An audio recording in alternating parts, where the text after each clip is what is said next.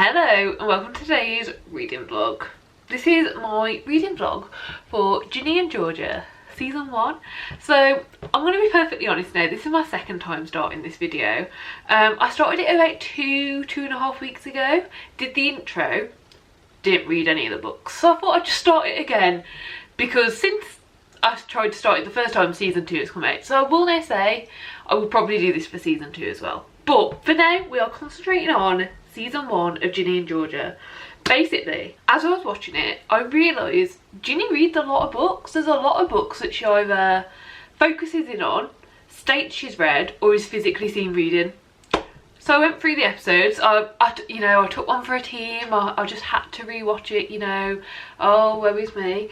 And I took screenshots of every time books were mentioned. And I have all these books to read.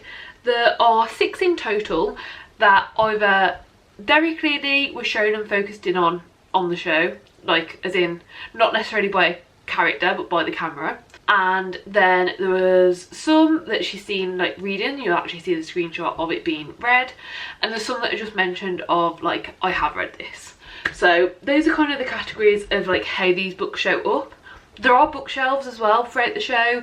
I did take one screenshot of some bookshelves, but like I couldn't make anything out. So yeah, decided to just stick to the ones that like have definitely been read, because you know I've got bookshelves behind me right now. None of those have been read, so potentially not relevant. But this is what we're going with. So yeah, that is what this video is. We're going through season 1 of Ginny and Georgia and just going to read the books. What do I plan to find out by doing this? I don't know. I guess whether Ginny has good reading taste, but I don't know what she rated them. So I don't know. I just thought it'd be fun. Honestly, just thought it'd be fun. I saw Fictional Fates do this for Isaac's character in Heartstopper when that came out, and I was like, that looks so cool, but like, you know, that was a lot of books. And honestly, there hasn't really been many shows that I'm like super into and super interested in doing this, but I absolutely love Ginny and Georgia. It's great. I have watched all of season 2 as well. It's like the 17th of January, I think it came out like 2 weeks ago.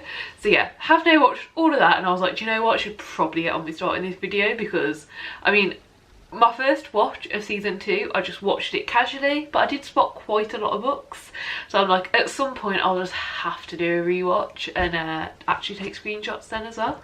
So yeah, these are the books. I'm going to talk about them as we get to them in this vlog, and the order that I'm reading them in is just the order they appear in the TV show. I'm going to read them in the order they appear.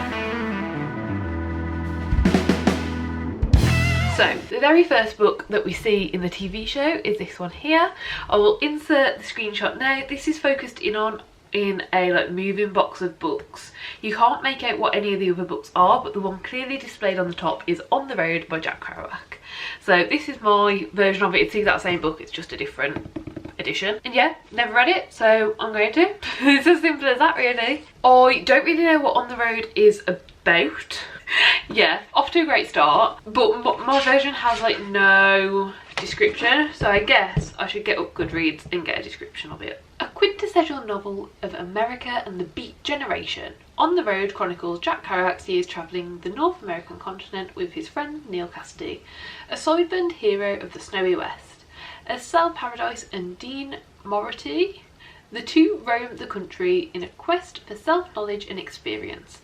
Kerouac's love for America, compassion for humanity, and sense of language as jazz combine to make On the Road an inspirational work of lasting importance. This classic novel of freedom and longing defined what it meant to be beat and has inspired every generation since its initial publication. Now, I'm not going to lie, I'm a bit worried about it. I don't know if I'm going to enjoy it. I'm really hoping I'm going to enjoy it, but the only other kind of like travel novel that was released around this time that I've read, well, I didn't read because I DNF'd it, and that was The Beach. And yeah, I ended up DNFing that because I just really couldn't do it. So I'm really hoping that this won't be like that, you know. I don't expect it to be modern by any means, but I'm just hoping it will be digestible, is I guess what I'm trying to say. So yeah, I'm going to read this one first, and I will probably check in after I've read 2 or 3 chapters where I can like properly talk about what I've read without any spoilers, and then at the end with like my final thoughts. So yeah, I'll be back hopefully shortly with my thoughts on the first few chapters of On the Road. Okay, so I've been reading On the Road for a little bit now. I've just got to chapter 4. It's okay so far, it's pretty decent. I will say, like, I reckon I'm probably about 6% of the way through. It's easy to read, it's easy to follow, nothing major's happening. I mean, our main character seems fine, don't particularly like care about him yet, but I'm assuming that will come with time. I will say the only weird thing for me is like, obviously this book is all travelling, he's like literally hitchhiking right now, but yeah, even though it's about hitchhiking, it is very much just the destination. Like, it sounds like there's so many cool places and like towns that are being explored, but it's really not about that. Like, it's not about the scenery, it's not about what's going on, at least not yet. It's very much just about the people and getting to the final destination. So I'm interested in it, I'm intrigued. I think like it will hopefully be fairly decent at least. I can't imagine myself reading this whilst I'm still at school, honestly. Really can't imagine reading this younger, but I see the appeal. I will say there's been some of the time words, should we say, nothing dreadful and nothing that reads in a negative light, but things that are outdated and like words that we don't use today for like obvious reasons because of the like reasoning behind them. So yeah, that's been a bit different. That's been I don't know, I've never read questionable words in a book where it truly seems like they're being used without any malicious intent.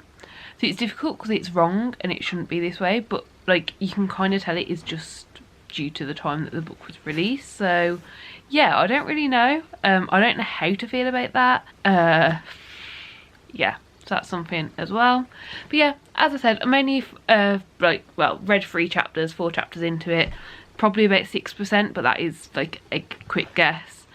I'm intrigued, I want to know more, I want to see what it's about. And obviously for this video I'm doing it because it was read in Ginny and Georgia, but I don't really see it, honestly. Like right now, like obviously I'm not very far into it, but I don't really see it. I don't see the appeal. My guess would be that Ginny was more reading it because it's a book that either just her dad or both her parents have read and have recommended, and that it is just being read for those purposes, because as of right now it's not having a massive appeal, and I don't think to a teenager it would have an appeal. I'm not saying for every teenager obviously, but I just think, you know, the sort of books that are out there now, the sort of books that you can read, it's a surprising pick, and it is surprising. It's not what I expected so far, and it's very different, so I'm very intrigued to see where we go. And you know, I think right now we're like on the way to destination number 1, and I'm pretty sure throughout the books there's like 4 different adventures that are wrote throughout it. So yeah, I'm really intrigued to see where we go and how this changes and what's going on throughout it. So yeah, I'll just probably check in at the end and give my final thoughts, unless something super interesting or something that I really need to update or something comes up that's like super obvious as to why you might read it, then yeah, I'll mention it. But for now, I'm just going to keep reading. Okay, hello. So I know that I've said I want to be reading these books in order, and I am still reading On the Road, but it's a really nice edition, and because of that I haven't really been taking it anywhere with me, and I'm not getting through it very quickly. I'm currently like that far of the way through, so you know, we getting there, but really not getting there. It's like I don't want to take it in the bath with me because it's such a nice edition, so I am going to start the Crucible at the same time as this, mainly because I finished my other audiobook today. I'm still going to keep them separately in this video, so in this bit you'll get all of the updates for On the Road still, but I did just want to say, like, I am going to be reading On the Road and the Crucible at the same time as each other, also because like, I have the audiobook. So yeah, that's my update for now. Still enjoying On the Road, still enjoying it when I'm reading it, but not really getting any like desire or massive need to pick it up. And I'm not liking any of the characters yet either, so yeah, it's fine. Don't really like anyone, but I am enjoying reading it.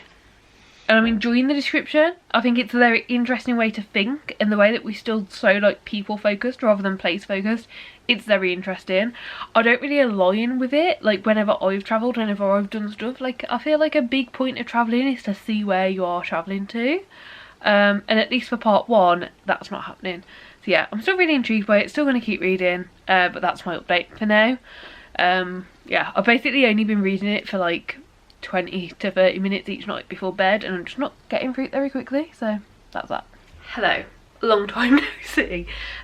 So since I checked in with this bit of the vlog for this book, I think it's been about 4 weeks. I've tried to calculate it and I think it's been about 4 weeks. As you can see, I haven't finished it, and I am unfortunately deciding to DNF, which is extremely disappointing. I expected to love this book. It's a book that, you know, outside of even this video and this video concept, I thought I was really going to enjoy. I personally love travelling. It's something that I get a lot of enjoyment out of. I personally love reading. It's something I get a lot of enjoyment out of. So yeah, I really thought that the both of them together would be like perfect. I haven't picked this book up since the last check-in.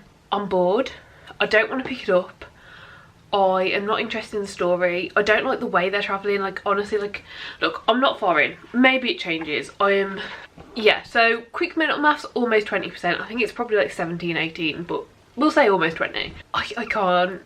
I just can't. I'm not picking it up. And since the last check-in for this book, the one of which you'll see shortly, there have been check-ins for this book, I decided to start the next book because of how much I wasn't enjoying this one, to like help myself along with it. I don't want to pick this up, but I promised myself if I was starting this book I wouldn't finish it until I'd finished this one.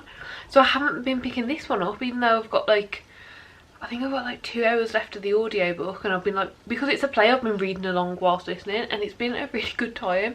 But I'm not reading it because I didn't want to finish it before finishing this one. And yeah, I mean, you can tell I thought I was going to enjoy it. I thought it was going to be at least 4 stars, if not 5. So yeah, honestly I don't have the most amount of thoughts, because 1, I didn't read a great amount of it, and 2, it's been 4 weeks since I did read that. All I can really say is I don't like any of the characters. I don't vibe with any of them. I don't like the friendships. I don't like how it's working.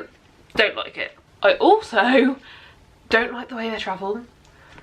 Travelling to me is something that I love so much. Like I don't get to do loads of it anymore, but you know, especially when I was younger, I travelled quite a bit. I saw quite a few places, both around the UK and around the world, and it's something that I still want to do in adulthood, but like responsibilities suck. So not doing as much anymore.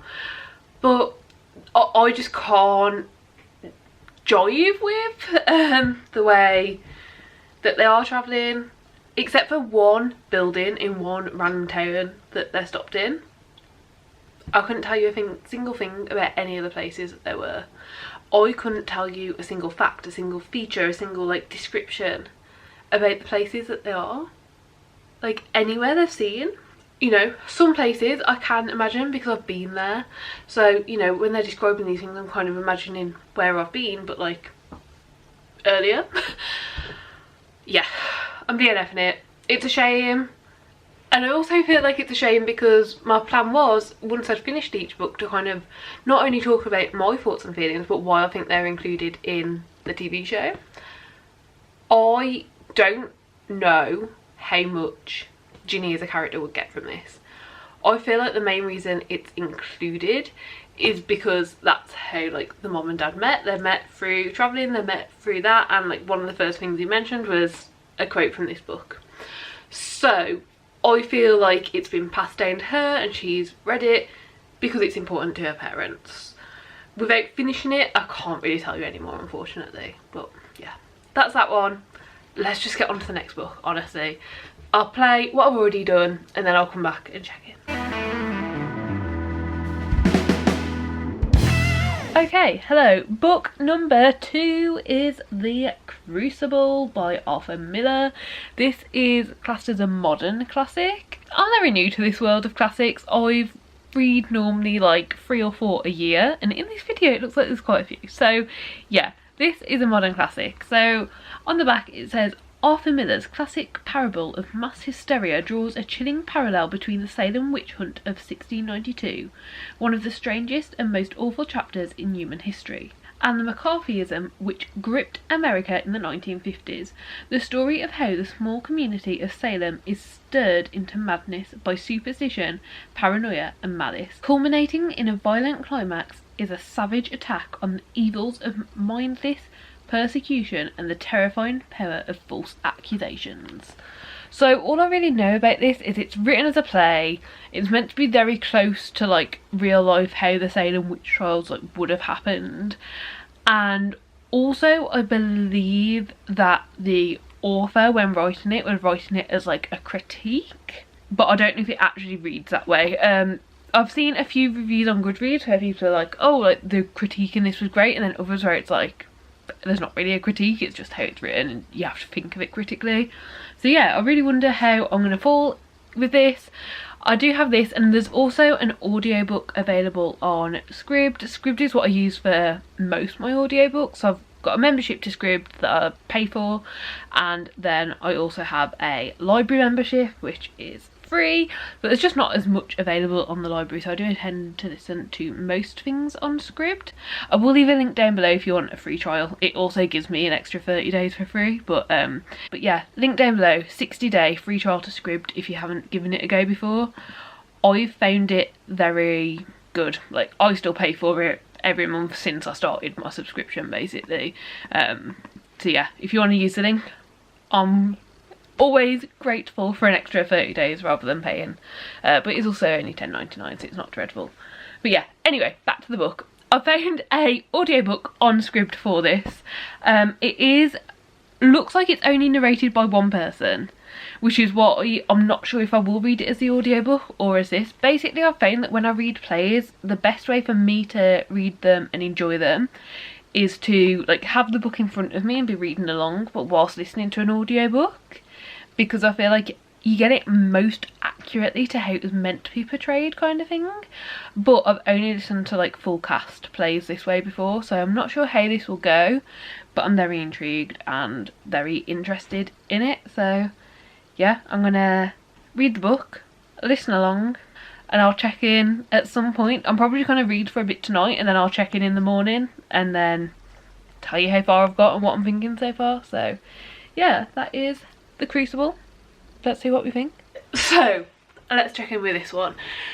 This is The Crucible, and I've just watched back what I'd filmed. It turns out I said I'd check in the morning once I'd read the first bit, and I never did. So here's that check in. Yeah, so I'm still on Act 1 at the moment, but I'm really getting into it. It's really, really interesting.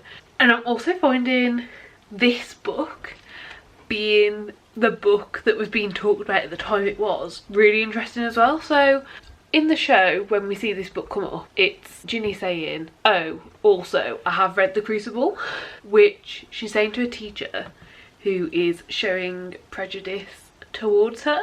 And this book is all about prejudice and prejudice towards women. So yeah, I find it very interesting. Obviously I'm only getting that off of like the little bit that I've got to so far. There could be more, there could be less, I don't know, but I'm already finding it really interesting that this is the book that was chosen. And this is kind of what I was thinking had happened, like if you actually read the books, like if you knew more about the books, you'd get more out of the references and where they're placed throughout the show. So yeah, really enjoying it so far. I'm not doing very well at remembering the characters, I will admit. Not doing great at distinguishing yet, but I'm trying to, you know, follow along as best as I can. I'm finding the story really interesting, even if I'm not 100% on the characters, and it's taken me a little bit longer to read. I will also put like a screenshot in here of the exact audiobook that I'm listening to whilst doing this. I think it's a fairly decent audiobook. I mean, it's not amazing, but as in terms of audiobooks, especially when it comes to doing plays, I think it's being read really well. You know, you can tell who the individuals are talking, but also there's no super silly voices or anything like that, and that is my main gripe when I've tried to listen to plays in the past. My main gripe with a lot of audiobooks is the voices that they're put on, which doesn't seem to happen in novels, or at least not that I come across super frequently, but in plays it's something that tends to happen. I'm confused, I don't know what's going on, but I think right this instance that's kind of the point. So I'm going to read some more and I'll check back in when I've got an intelligent thought, I guess, or hope. Okay, so it's been a while since I've checked in with this book. Honestly, the good news is I only have Act 4 left to read. The bad news is I'm really not enjoying it, and it's extremely annoying that I'm not enjoying it, because it's a book that I feel like has so much potential. Like, I feel like this could be like a really strong, impactful story and tell a lot of things. Like, it has that potential to it, but the way in which it's written is horrible. Like, honestly, I just really am not enjoying it.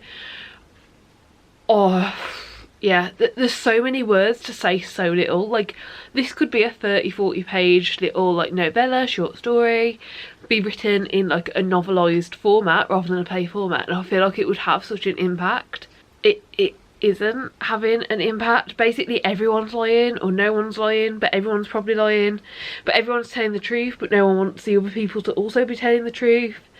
And essentially all of like Act 3 just came across as a big, like, I can't think of any other way to say it except for like r/, what's the word?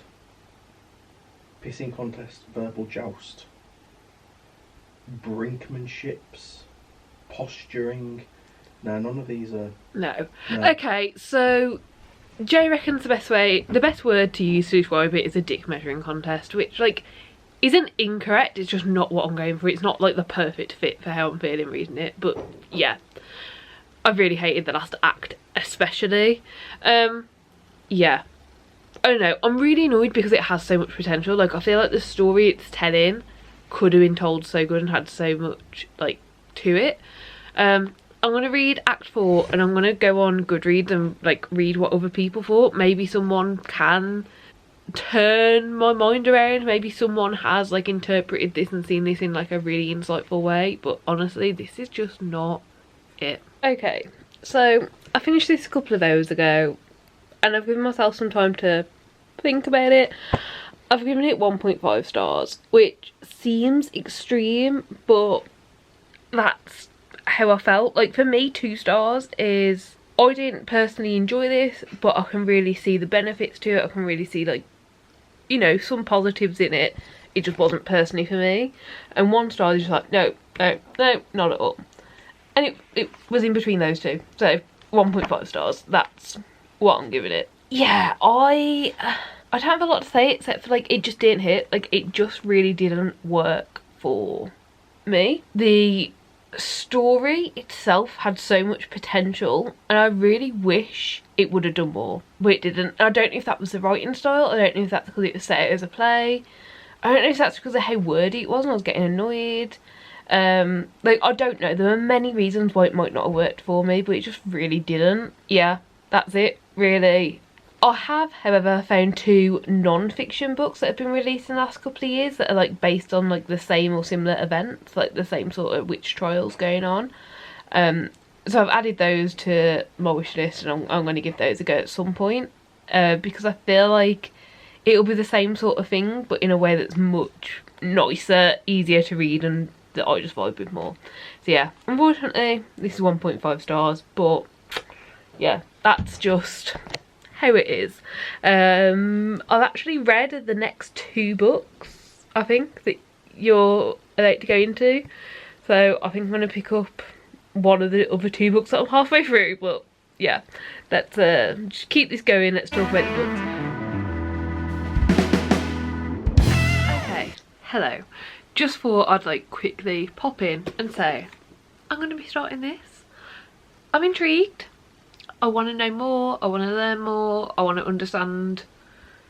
I don't know if you can say that a classic has hype, but I feel like people still really stand by like Jane Austen as an author, even though these are very dated, and I am intrigued by that. I've never read a Jane Austen before, I've never read like a Regency thing before. I did attempt to start the Duke and I book because like the TV show is fun. Yeah, no, the book was not for me. So I'm intrigued. Yeah, honestly I don't know what this is about. I know it's a romance. Does mine even have a description on the back? Oh yeah, right, we've got a 2-line description. So it's the enchanting and enduring story of Lizzie Bennet, one of literature's most engaging heroines, and proud Mr. Darcy of true love, families, villains and heroes, and of course Pride and Prejudice. So yeah, I don't really know a lot about this. What I do think is interesting is this was, like, in terms of the TV show, the purpose of the video, is this was given to Ginny by Hunter, and I feel like it was kind of given, it was kind of unwanted, right? Like, I mean, it was thoughtful, it was a nice gift, fair enough, whatever, but it's unwanted. And it was also, if I'm remembering correctly, because it has been a few months now since I watched that episode, but it was at a point that Ginny was already, like, not really wanting to be with him, was maybe already looking in a different direction. Obviously I'm trying not to give spoilers for the TV show in this, so that's all I'm really gonna say.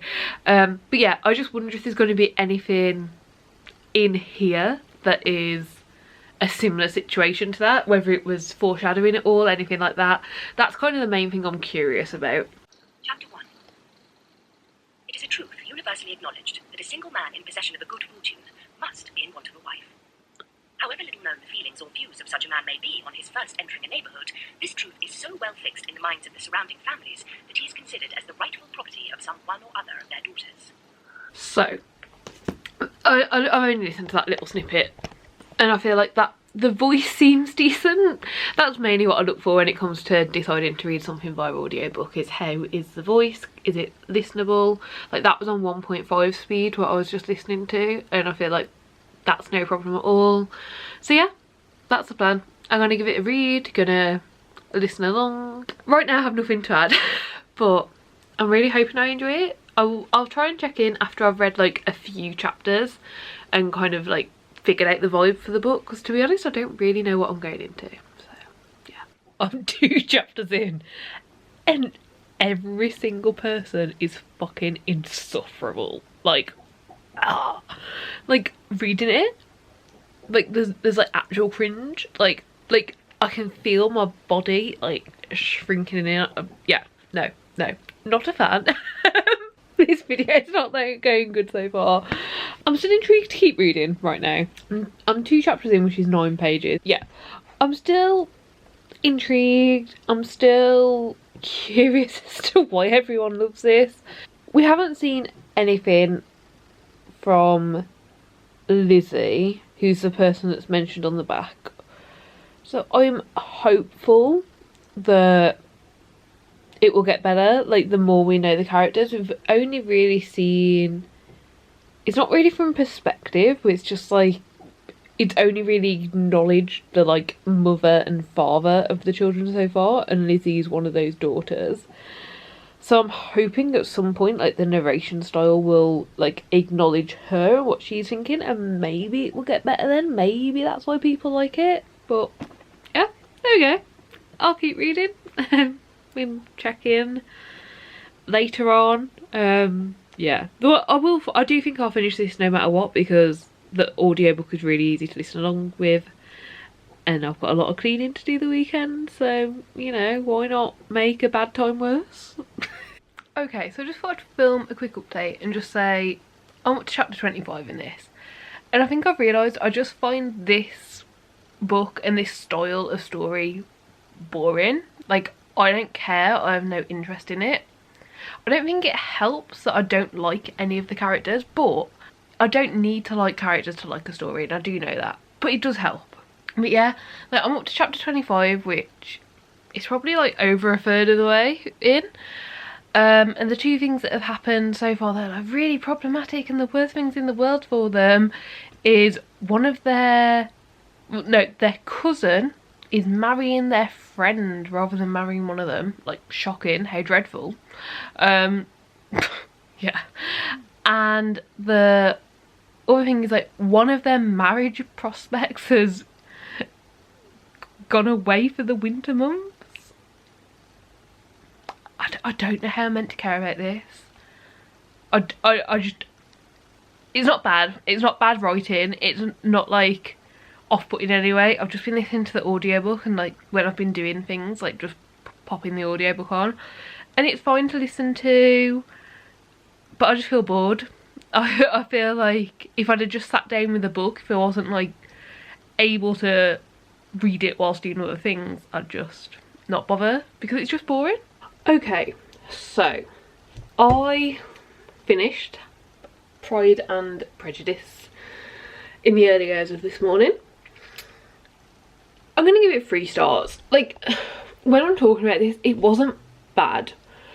I don't understand enjoying it. Like, I don't think I could ever rate something like this, like, well, above the 3 stars that I've rated it.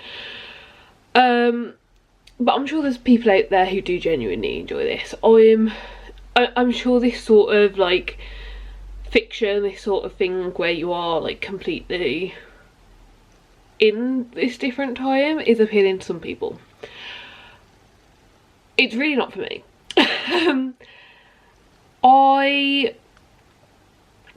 As I was reading it, there was nothing in there that massively offended me. There was nothing in there bad. The writing was good. Like the writing was so easy to read and just follow, and you don't often find that with classics. Like, I think I'm yet to come across one that's been this easy to just like follow and go along with.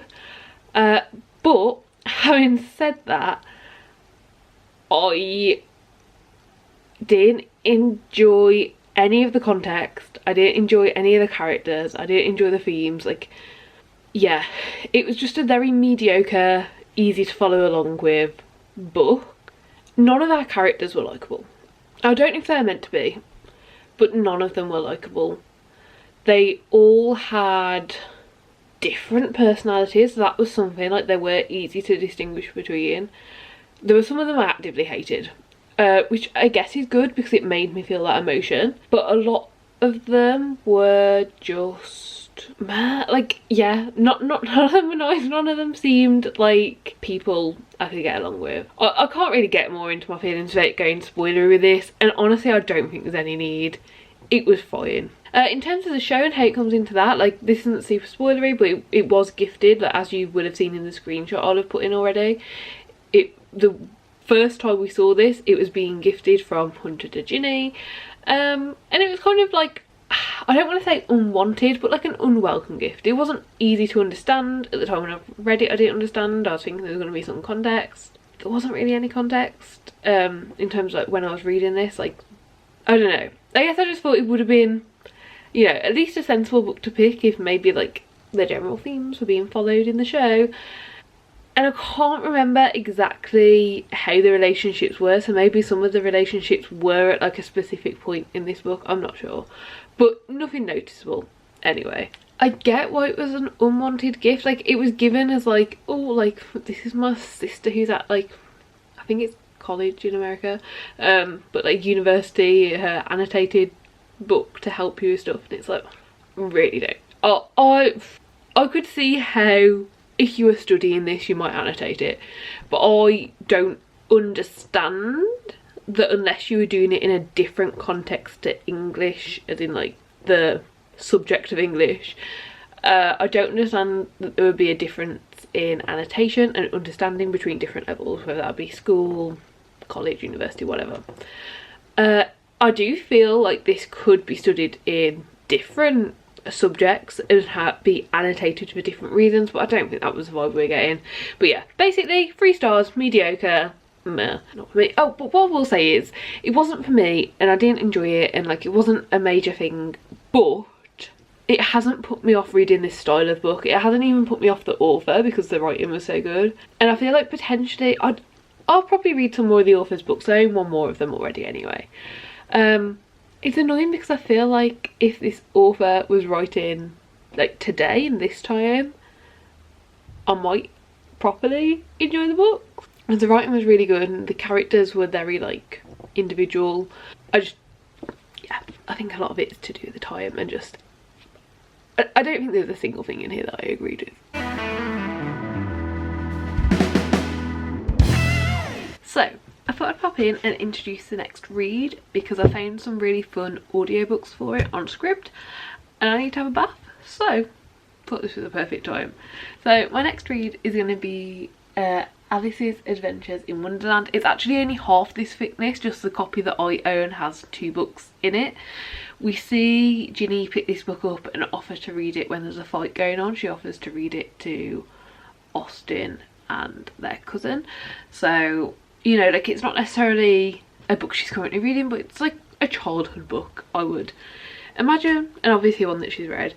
Now, I don't think this is going to have a lot to do with the show or a lot about it, except for the fact that we're going to go and explore this magical world and be taken out of the real world when reading it, and I feel like that's the only real context. Obviously I've seen quite a few different Alice in Wonderland movies and adaptations over the years. I think I went to an Alice in Wonderland Gardens at some point, but to my knowledge, like what I can remember, I've never read the book. There's a small chance it was read to me when I was like a small child, but to my knowledge haven't read it.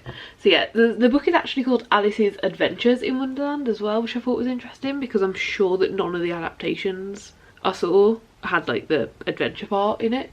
So yeah, it's actually only half the size, it's not super big. I think it's about a 3 or 4 hour audiobook, and my plan is to just go chill, read, and like have the audiobook being along with it, so like almost like I'm being read to, but there are some images and illustrations throughout. For instance, we've got this one at the front of the book. So yeah, I'm going to keep the physical book on me as well, so I can like see all of the visuals that we get along with it. So yeah, that is the next book. I'm going to read it. I don't think I'm going to have a lot to say about it. I assume I'm going to enjoy it. I assume it's going to be a fun time. I assume it's going to be a fun kids book, and that'll be that. But I'll check in if I get to a point where, you know, I can check in at halfway or something, I will, but I don't know if I'm going to get to that point or if I'm just going to read this in one sitting because it is so short. So yeah, I'll either check in at some point whilst reading it or I'll check in at the end. But this is the next book. Hello, so I realised I never told you the synopsis for Alice in Wonderland. I'm almost finished it now, but I thought I'd quickly come in. This doesn't have a synopsis on it because it's 2 books in one, but I'm just going to read it from what Goodreads says. So, after a tumble down the rabbit hole, Alice finds herself far away from home in the absurd world of Wonderland. As mind-bending as it is delightful, Lewis Carroll's 1965 novel is pure magic for young and old alike. So there we go. I don't really have anything else to add except for the fact that it says the publication date is 1862, but then in that description it says 1865. I don't know if that's just because it's a nicer number or what, but yeah. Quick check-in, it's okay. I'm not particularly enjoying it. It's easy to read. I've basically been reading it, well, I've read it in the bath and I've read it when falling asleep, and it's fine. I don't think it is a book that can really work great for adults. It's annoying. Our main character, Alice, who as a child I can definitely, you know, I didn't read the book but I watched the adaptations. As a child was great. I can see just how annoying and stupid she is, to be quite honest. And like, I know that's harsh because she's a child, but like, I really can't be bothered to like sit here and figure out what words make it sound nice. So yeah, like, give me a bit of leeway on that, but basics of it, that's how I feel. Then I read Alice's Adventures in Wonderland. This is a bind-up edition. I have only read the first book, Alice's Adventures in Wonderland. I had a fun time. I gave it 3 stars. I found Alice to be quite a crap main character, very annoying. Yeah, I expected to love this and was very disappointed. The world was interesting, the world was good, we didn't really explore the world. All we really did was spend a lot of time in Alice's head, Alice being rude to people, Alice like just not following along with like, this is right, this is wrong, you know. You've just mentioned to one small animal that your cat would like to eat them, maybe don't continue doing it to the rest of the small animals as you've already seen one animal's reaction. Like, just stuff like that, which was just very stupid. And because this is a children's book, like, I can't imagine rating it higher than a 3 stars because I personally wouldn't give this to a child. So there's that. Okay, so next book. This is Sherpa, the Memoir of Tharkay. This is really interesting. I really want to give it a go. This is the only book I feel like that I probably never would have heard of and never would have read if it wasn't for doing this video and like deciding to do this. So it's definitely the one I'm most intrigued by. It sounds interesting, it sounds really cool, and it was written by Tharkay with Basil P. Norton, and it was translated by Corinne McKay from French to English. So yeah, this is, I actually think that the best description I've found is on Goodreads. The description on the back of this is just very long-winded and I don't feel like it really tells you that much. This is stories told from a non-Western perspective by one of the most accomplished early climbers. Sherpas have recently been in the public eye, in part because of the 2013 Everest sprawl, the 2014 avalanche that took the lives of 13 climbing Sherpas, and the 2015 earthquake that devastated Nepal. These events and others have led to much public discussion about how Sherpas today are treated and viewed by their Western employers. Sherpa expands our understanding of the issues by providing historical context. The autobiography of Tharkay, who was born in 1908 and became one of the most renowned Sherpas of the early Himalayan exploration, has long been a collector's item in the original French language edition, but it has never been available in English until now. In Sherpa, Tharkay describes his experiences travelling with Eric Shipton and H.W. Tillman, and as the Sirdar head Sherpa on Maurice Herzog's 1950 ascent of Annapurna. Few such Sherpa accounts have been written, and fewer still from these early Himalayan expeditions. Opening with a brief account of Tharkay's childhood and background, Sherpa then immerses readers in the expeditions on Everest, Nanga Parbat, and of course Annapurna. I've got a phone call, but essentially it's about the expeditions, about the politics, about like recognition for like what they're actually doing. It sounds really interesting and I'm really excited to read it. Like, I never would have thought to pick this up and I don't think I ever would have even heard of it. On Goodreads it's only got 41 ratings and like 10 reviews, so yeah, I'm excited, I'm intrigued, I want to know more. Okay, update time. Let's first of all talk about Sherpa. I managed to read a bit of this. I'm up to page 36, which is about 20% of the way through. I'm enjoying it. I'm having a good time. I feel like learning something like niche, like, you know, like this is quite a niche subject. I enjoy that. I enjoy picking up a book I know hardly anything about and reading about it. I do. So I'm not surprised that I am enjoying this. What I will say is it feels like it hasn't been edited. It feels like it hasn't been edited down. It edited in terms of like, you know, like I haven't come across anything that's difficult to read. Like, you know, I haven't seen any spelling or grammatical errors or anything like that. But it feels like it hasn't been edited down. And honestly, it's not the end of the world, but it's making it take longer to read. Like, I read until I was tired last night, but the moment I got tired, I couldn't read anymore. So I read 36 pages in probably the space of an hour, so, you know, not bad. But after that, I was so tired, I just couldn't keep reading it. And because of how it's written, it is not repetitive, but drawn out. Yeah, like, I'm enjoying it, I will get through it, I will read it. It's a sort of book that I wish I had, you know, weeks and weeks and weeks to read. But realistically, I don't want this video to be held up on me taking weeks and weeks and weeks to read this book. So I'll try and pick it up like as frequently as I can. But yeah, that's my update at like 20%. Hello, so I've actually decided to make the decision not to continue on with this right now. I will 100% finish this. It is really interesting, but it is really dense and it hasn't been edited down in terms of like repetitiveness. So I'm just going to struggle to get through it, and this entire video is just waiting on me to finish this. And if I'm honest, I feel like it could take a month or two to like slowly read it when I'm feeling a non-fiction. So yeah, I'm enjoying it, I'm having fun with it. I can definitely see why it's been used. I know there was talk of like mountains and like climbing and stuff, and like the different mountains that both the dad and the like new stepdad had like done. So I definitely understand why it was given, and I think it's really interesting. I do enjoy reading like non-fiction books about random topics that do just pique my interest, so I will definitely get through this. I'm finding I'm having a good time. I just don't think it's worth me not having this video for like another few months whilst I just slowly read this, because I don't think my opinion is going to change much. It's a non-fiction book. I rarely rate non-fiction under 4 stars unless like it was problematic or I hated it, because this is someone's life. Well, I should say memoirs under 4 stars, like, but this is someone's life. This is their telling of their life, and I hope that everyone has a 5-star experience living their own life, right? So, you know, it might not get 5 stars from me. There might be things that I just, you know, struggle with normally writing wise, but it's going to be 4 or 5 stars basically is what I'm trying to say. So I'm just going to let myself take my time, because I'm not even a 5th of the way through yet.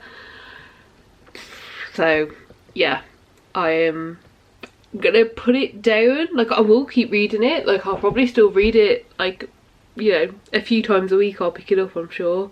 It's just not a very fast read. So yes, that's that for now, I guess. I've already read the rest of the book, so you'll just keep seeing the footage, and I will come back in a bit with my final thoughts. So I'm about to start A Room of One's Own. I've actually been wanting to start this for a few days now, but just haven't been able to find an audiobook. I've ended up finding one on YouTube, which I will link down below if anyone is interested. It's just someone's uploaded it on YouTube, but it sounds like I'll be able to just listen along. Like, the voice just sounds very like normal, and like it'll be easy to listen along to, which is what I need. So yeah, I am basically going to read this in bed. The only thing I'm worried about is, because I'm going to listen to this one, I'm not sure if it's the sort of book I'm going to want to annotate or not, so that could put me back. But I think even if I feel like annotating it, that'd probably mean that I'd be up for reading it again, so I think I'm just going to listen to the audiobook this time around, figure out what it is. All I really know about this book is that it's essays, and it's kind of like an adapted version of 2 separate essays. That's all I really know. I'm really intrigued by it, really want to know more, and I also really want to know if like I even enjoy like Virginia Woolf's like writing style, because if so, there's a lot of different books to read. In the show we see this as the very last book that we see in season 1 that's being read, and it's being read as a class book in English class. So we see the entire class reading it, and the context for this is the book is actually used as like a prop, and a prop, is that the right word? I don't know, I don't do the TV bit, I just read. But it's essentially used as like a prop to be like, this is how Gitten is singling out Ginny. Like, there's words used in the book that are like harmful and hurtful, and everyone should be able to see that.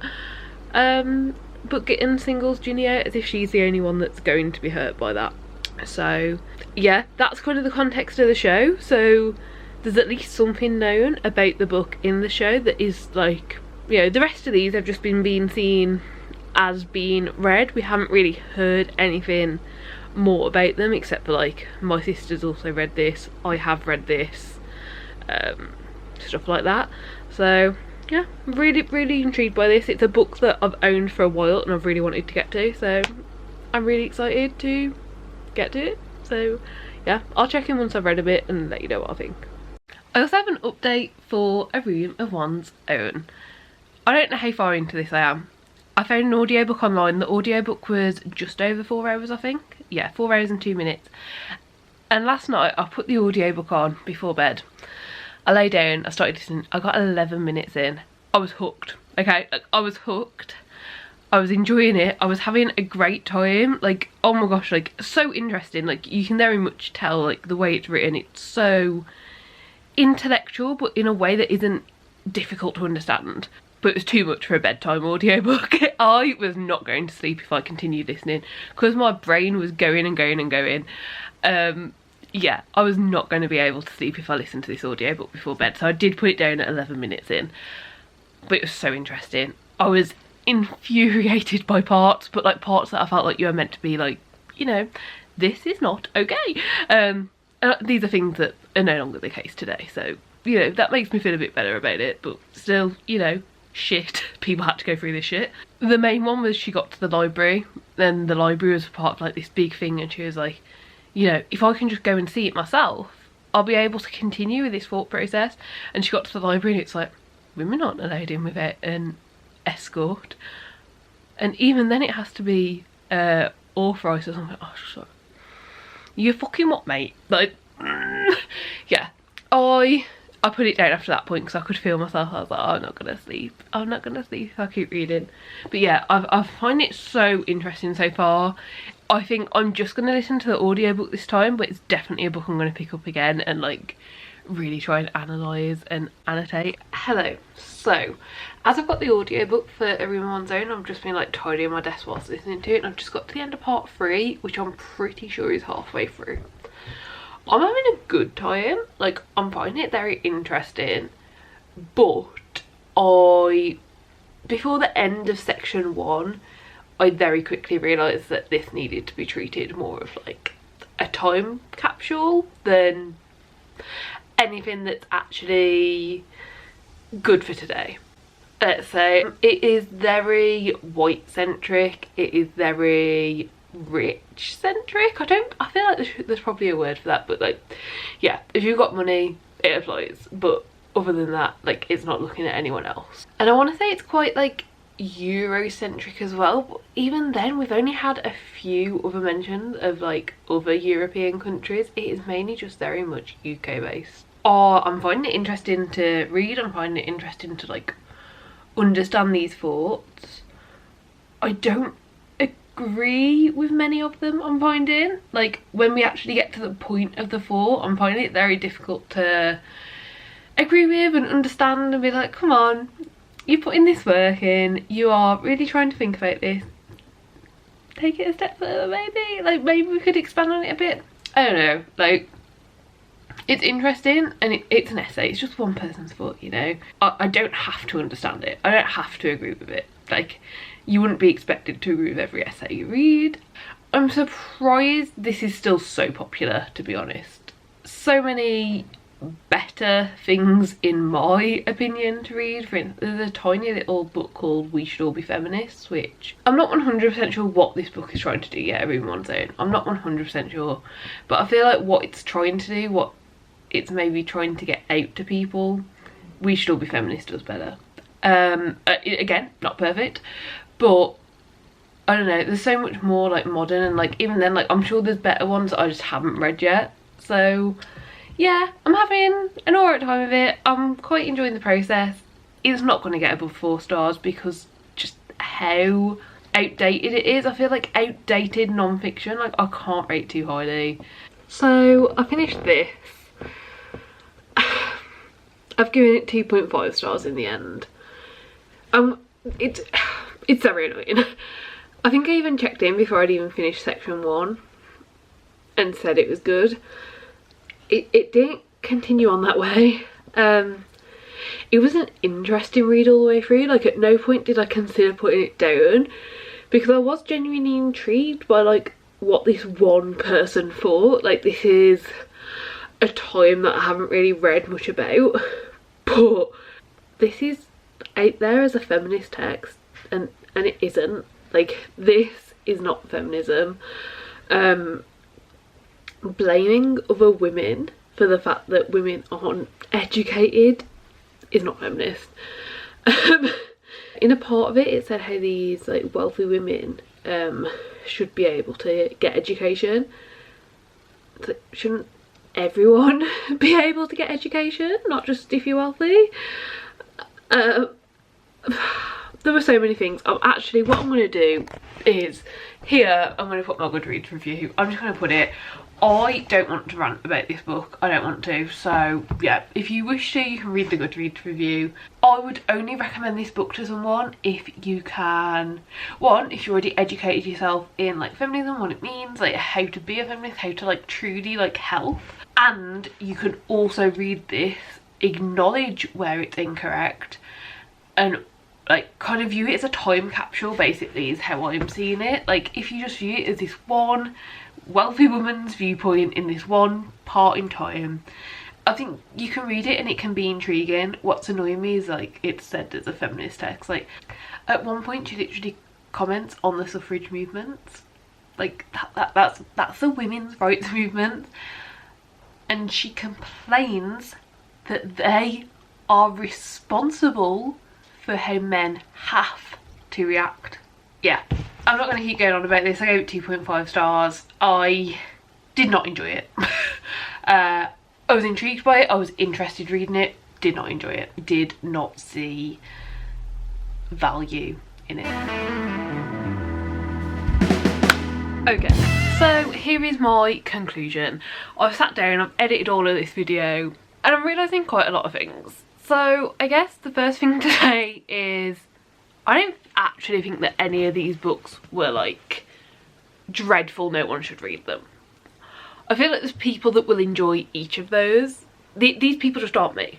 Like this entire bookcase behind me is all sci-fi fantasy, and there was not any of that here. This type of reading probably makes up like 10% of my yearly reading, so you know, it's not super surprising that the bunch I ended up doing, like, they weren't my favourite. So there's that. I can also, looking back, see more relevance to each of these books within the show. So I'm quickly just going to say, this one, On the Road by Jack Kerouac, it's important to the parents. You know, I don't think that we really have much more to go off than that. If I'd have kept reading it, if I'd have seen more, there might have been certain place names or names of towns, cities that are now, like, you know, names of people. There might have been a bit more relevance to it, but I didn't finish it, so I can't say for sure. But I think it's just important to the parents. They met on the road. They quoted on the road. Like, I think that's pretty much the gist of that one. The Crucible. It has Prejudice within it when Prejudice is being shown in the show. I don't think there's much more to it than that. I think it was probably also just picked because it's a book that some people had chosen to read in school. I don't actually think it's chosen in like the UK, which is probably why like I haven't really like come across it much. But I do think it's a book that can be commonly picked in America, so I feel like that's probably all of it. Pride and Prejudice, I don't think there's any exact thing, but what I did not mention in the section of the video where I was talking about it is we did actually see this come up later in the show, where Ginny is giving a presentation to the class and actually critiques quite a bit in this. The sister who, you know, does go away and find love before getting married, she does critique how that is seen by the large mass of the book and how isn't what she's doing actual feminism, like, and being herself. So we do see more of that, and I think it is important to know that, you know, although this is a book that's been loved by everyone, it was also critiqued and it can be critiqued. Alice in Wonderland, it's an escapist children's book. That's what it was used for in the show. I doubt they were going to, you know, children and asking them for the book. No, I don't read a lot of like middle grade, but I read the odd little bit. And a middle grade that took me by complete shock, and I think took a lot of people by complete shock, is Memoir and the Night Brewers. And what I will say is, if we are going to see any more of like Austen's reading, like any more of that come into the show, let's replace these stuffy old classics with something fun and new like this. I am a 26-year-old adult who read this last year and was shocked by the ending. Like, it was so good. Like, it really shocked me, it really impressed me, and I can't wait to continue on with this series. And I do feel like there's other middle grades out there. I'm just not the person to give those recommendations. I, you know, I've maybe read like 10 to 15 middle grades in the last 2 or 3 years. But yeah, that is, you know, it wasn't bad that this was used. It did what it was needed to. It's an escapist children's book. There's just better out there. Sherpa, this is relevant to both Zion's and Paul's adventures that you know, we also see them talk about. I saw exact place names that were mentioned in the show, mentioned in this. Obviously I haven't finished this one yet, I am still reading it, but the more I read, the more I'm like, yeah, this is a way for Ginny to see those adventures and maybe even get inspired herself to travel when she's older. Then A Room of One's Own. This one is actually a bit of a mystery to me. I think the main reason this was picked was to have a book where Gitten could single out Ginny. That's what I think the main reason was. I also think it could be a book that some people do have to read in school, but like, to my knowledge, I'm not aware of that. But yeah, that is the final one. Now, what I did think would be quite a fun thing to do right at the end of this video is give some recommendations. Like, I read a lot. Like, you know, reading is my main hobby, it's the main thing I do, like I create content around it. I love reading. Now, what I will say is, like, the age category of people in the show, they probably should be reading like YA books, young adult books. So I've only selected books that I do think are appropriate. There's so many cool books, but I've selected ones that I'm confident in that are appropriate, and also I feel like could add something or do something. I've had a bit of a think about this. I'm sure there's many other recommendations that could be given, but these are the ones I'm going to go for. So let's talk about those recommendations. First up, Heartstopper. Ginny and Georgia is already on Netflix. Heartstopper now has a Netflix adaptation. Seems like a really easy graphic novel that could include show. I think it's a really good story, a really good graphic novel, and honestly it's just a lot of fun. I think it's something that genuinely a lot of people in like high school are reading now, so I just feel like it's more current, it's more up to date, it's very inclusive, we see a lot of different sort of people, and it just kind of seems like something that could genuinely be being read. Then the next one is The Girls Are Being, and the reason I've picked this one is because I think it could be quite relevant and could be used in many different scenes as kind of foreshadowing.